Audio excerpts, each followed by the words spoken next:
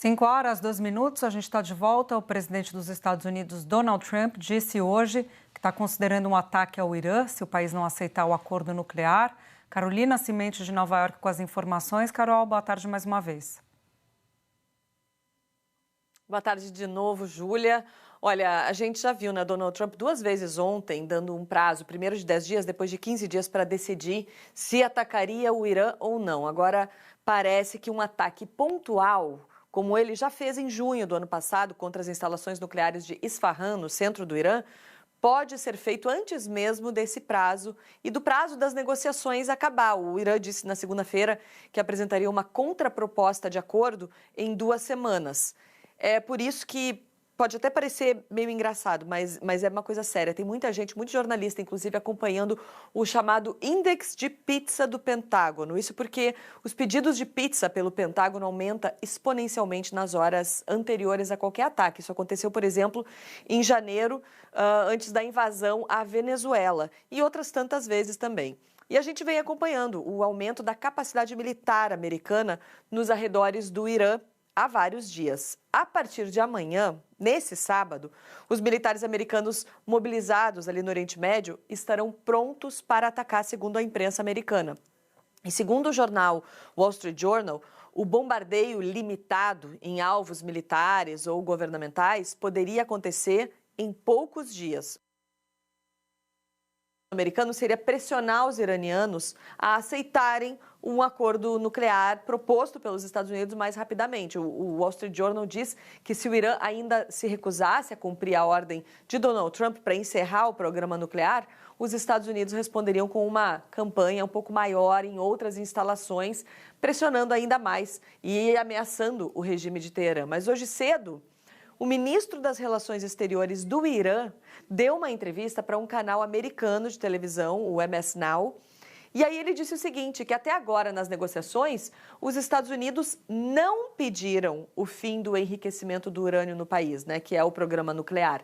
E ele disse também que espera ter uma contraproposta em poucos dias, antes desse prazo de 2 semanas. E disse assim, o que estamos discutindo agora é como garantir que o programa nuclear do Irã, incluindo o enriquecimento de urânio, seja pacífico e permaneça pacífico. Mas ele também não explicou nessa entrevista como o Irã pode fazer para provar que seria, enfim, pacífico. Então, enquanto isso, o exército americano vai aumentando as capacidades para um conflito armado ali naquela região contra o Irã. Hoje, o maior avião de transporte estratégico da Força Aérea dos Estados Unidos pousou numa base aérea britânica. Donald Trump tinha dito dias atrás que para atacar o Irã precisaria utilizar bases britânicas, ou seja, muitos sinais mostrando esse caminho. Donald Trump estava num evento mais cedo hoje com vários governadores americanos e estava já naquele momento que os fotógrafos, os cinegrafistas já estavam saindo da sala, depois daquelas fotos oficiais, e um repórter gritou, é verdade que o senhor está considerando um ataque limitado contra o Irã? Vamos ver o que ele respondeu. I can say I am considering it.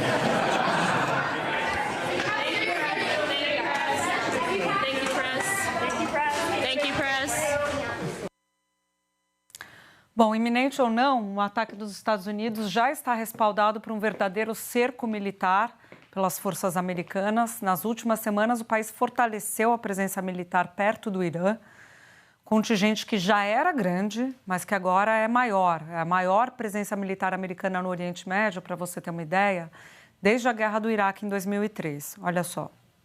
O país já tem 4 grandes bases aéreas prontas para ações militares diretas, a uma distância curta do território iraniano. Além disso, nas últimas semanas, houve 2 levas de caças de guerra para uma dessas bases, que fica na Jordânia. Enquanto isso, o Pentágono vem escalando a mobilização com o envio de poderosos porta-aviões à região. Em janeiro, Trump enviou o porta-aviões Abraham Lincoln, que agora está perto do Estreito de Hormuz. Ele é acompanhado por 3 navios destroyers, que estão equipados com aqueles mísseis Tomahawk de alta precisão, podendo atingir alvos de até 2.500 quilômetros de distância. O grupo de ataque dele já foi mobilizado para ações de apoio à invasão do Afeganistão e também outras pós-11 de setembro. Bom, depois ele manda, Trump, um segundo porta-aviões, o Gerald Ford, que é um dos maiores do mundo e o mais poderoso da frota americana, equipado com sistemas de defesa, ataque, tudo de última direção. Ele é o mesmo que foi usado no cerco à Venezuela, que procedeu à captura de Nicolás Maduro. Foi lá para aquela região do Mar do Caribe. Na quarta-feira, ele tinha acabado de atravessar o Estreito de Gibraltar para entrar no Mar Mediterrâneo. Cada um desses porta-aviões tem capacidade para mais de 5.000 tripulantes, bem como de envios de vários aviões por hora. Olha as imagens. Vamos seguindo aqui, ainda nesse assunto, vamos falar com o Leonardo Trevisan, que é professor do curso de Relações Internacionais da ESPM. Professor, temos ele? Temos, professor. Boa tarde para o senhor, obrigada pela sua presença aqui. Queria que o senhor nos ajudasse a entender essa retórica do Trump. É já uma ameaça para algo factível, concreto, ou é uma ameaça com o objetivo de conseguir o acordo? Esse é o ponto, né? Para entender a imprevisibilidade de Trump. Mas primeiro, boa tarde, Júlia, boa tarde a todos que nos assistem, né? Júlia, a questão central em relação ao Trump e o Irã, não é que ele pode realmente fazer um ataque dessa forma, como concentrou as tropas, né? Eu percebo bastante atenção no que a Carolina comentou, e eu achei muito interessante, já tinha lido sobre isso. O índice PISA no Pentágono está muito alto, né? Ou seja, tem muita gente trabalhando fora de hora, né? Ficando mais tarde. Então, tudo isso é verdade e há uma forte pressão. Sabe, aí a gente tem que fazer uma pergunta. Se a pressão é tão forte, por que o prazo de 15 dias? Né? Sabe, Júlia, aí a gente tem que entender um pouco mais os recados que o Irã também está dando. Não é só a força militar americana. O Irã, esse exercício estava programado, mas ele aumentou muito. O Irã fez um exercício no Estreito de Hormuz, exatamente lá, né? Ele fez está fazendo um exercício militar com a Marinha Russa.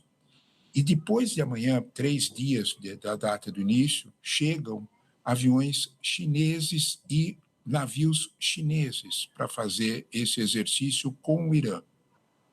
Os 15 dias marcados por Trump coincidem, a partir do 12º, com a saída dos navios russos e chineses. Em outras palavras, né? O prazo de 15 dias é porque o Irã se mexeu. Né? Então, e a Rússia e a China também deram a seu recado. Então isso pode não provocar um ataque ao Irã?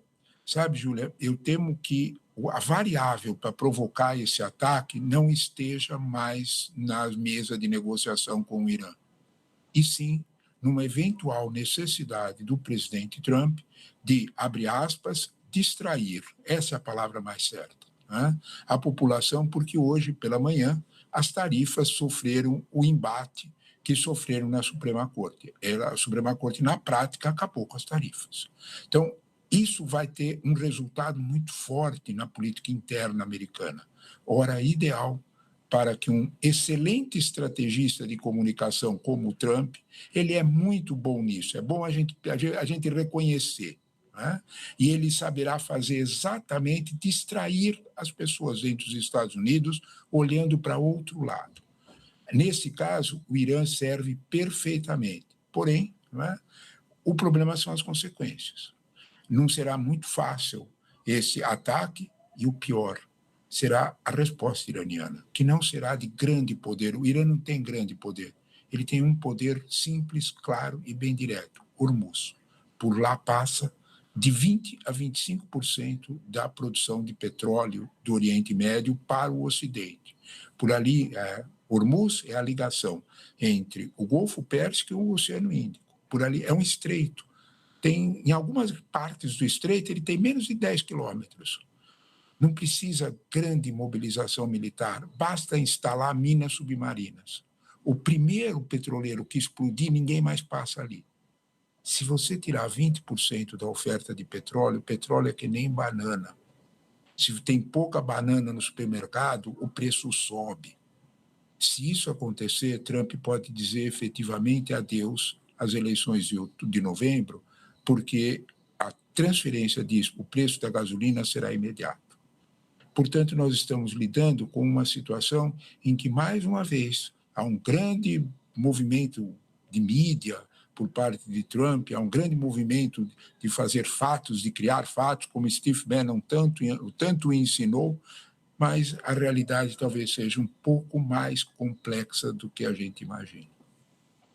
E é esse ponto que eu queria pegar com o senhor, porque apesar da tática diversionista que o senhor menciona, tem ali interesses dos Estados Unidos, tem pautas nesse acordo, né? Pautas concretas, que é a questão do Hezbollah, de parar de dar o financiamento ao Hezbollah, a questão principal, que é o enriquecimento do urânio para fins militares, e até entrou ali no acordo, o Guga Chakra costuma dizer que sem interesse nenhum do Trump, a questão das manifestações por democracia, né?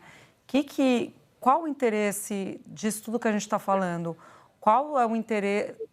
Qual desses pontos pode ser, de fato, alcançado pelos Estados Unidos?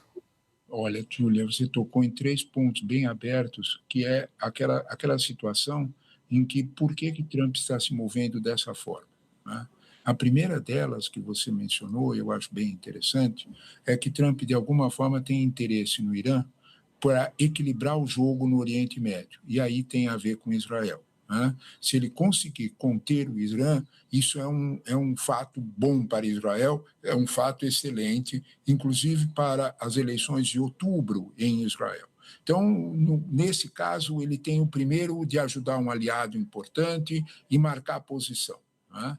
Agora, de algum modo, o interesse maior mesmo de Trump com o episódio do Irã é, de algum modo, reconstruir os famosos acordos de Abraão. O que é isso? É aqueles acordos entre Estados Unidos, Israel e os países árabes moderados para mudar a face do Oriente Médio. Dar ao Oriente Médio toda uma cara de Dubai. Os Estados Unidos entrariam com um pouco de financiamento, os árabes com dinheiro e Israel com tecnologia. Isso tudo funciona perfeito, desde que você não tenha uma tensão geopolítica muito forte. E o Irã oferece essa tensão. Então, o que os Estados Unidos está em jogo, se você olhar para Gaza, observe que o tal do Conselho de Paz de Gaza, né, ele está querendo formar grandes arranha-céus na fronteira do Mediterrâneo, na praia do Mediterrâneo. Na prática, fazer de Gaza um resort, aquilo que ele já anunciou, aquilo que ele já mostrou, inclusive, em inteligência artificial. Isso tudo só será possível se você conter o Irã. A China sabe disso.